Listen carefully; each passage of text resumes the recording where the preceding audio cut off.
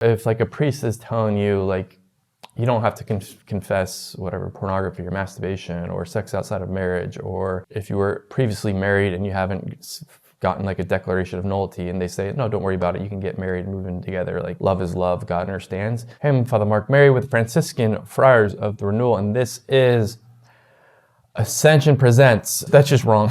That's just wrong. And again, like it's a matter of scandal. The shepherds who are leading people astray in those matters, right? Like they are going to be judged for that. More likely, like more often, what people are experiencing is a lack of clarity or differing of judgments regarding something that is a matter of prudence, prudential judgment. Here's just some questions to ask and some like insight into like what might happen. First of all, like, is there some sort of like cultural experience situation that is being factored in here? I like clarity and black and whiteness, and so I understand why this is like frustrating, but like we have different priests from very different generations, and sometimes like the worldview and the judgment from different generations, it's going to be different. It's going to weigh in.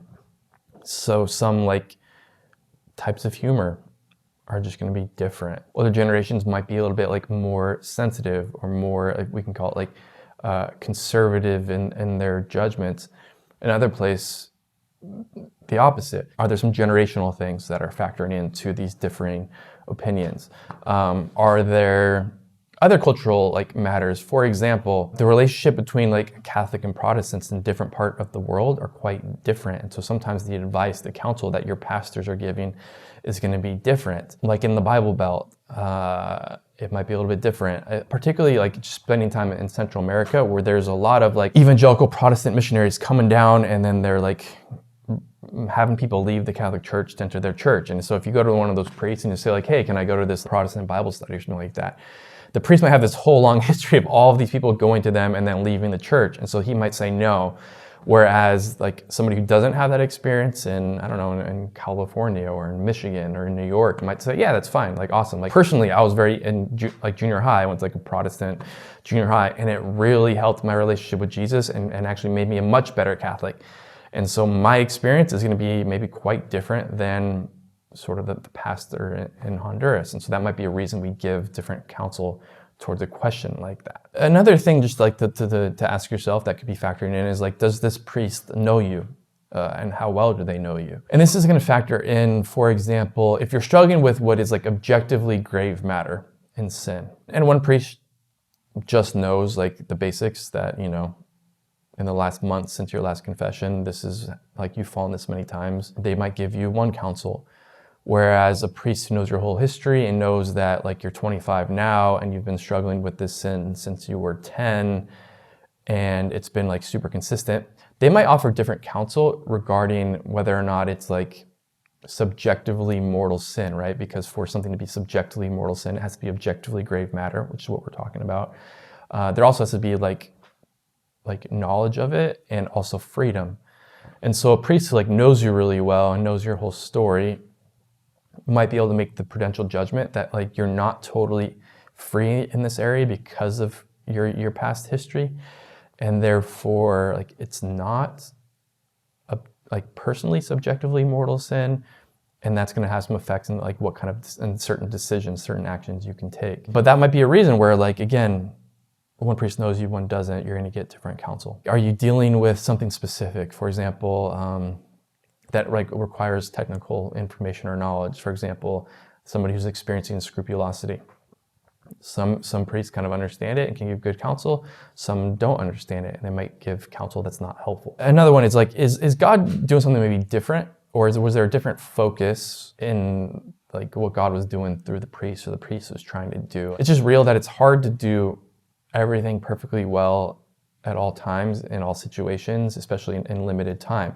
And so like, for example, like I've come to know myself, to grow in self-knowledge, that I'm a lot more of what I would call like a physical therapist than like an Olympic coach. Coaches aren't being like, okay, how many sprints do you feel like you can do? Like they're like, hey, this is what we need to do. You need to hit the time. We need to go faster. You need to work harder. Okay, like you didn't hit the time, do push-ups, and now hit the time. It's like driving you and pushing you to like a greatness, which in a lot of spaces is helpful. Pray more, kneel more, fast more, all that sort of stuff. Do better. And it's a little bit of an effort. Like there's like a little bit of a focus on like reminding you of your call, and also the reality of like human effort and its involvement, and like hard yeses and tough yeses are part of it. Which actually, as like a disciple, I respond well to that. But as a priest, I'm much more of like, okay, how are you doing? How are you feeling? How does this feel? Is this too much? Can we do a little bit more? Like, and like the physical therapist, we're trying to get you to a place of like health, but there's a lot more of like, okay, like, how are you doing? My emphasis is going to be a lot more not on like necessarily like driving human effort, but like a lot of priests are out there, like we're trying to fight discouragement and trying to build trust and mercy and be there like with like sort of like a real deep compassion.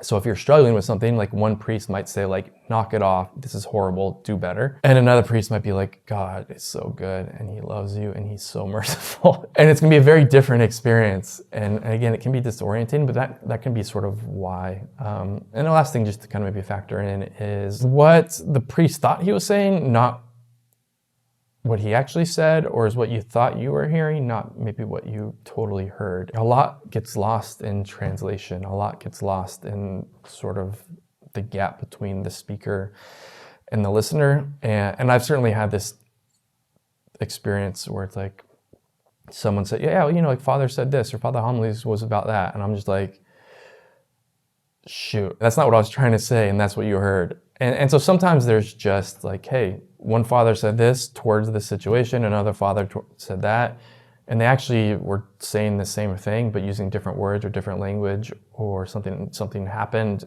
and what was received or heard was different. And so that's just real.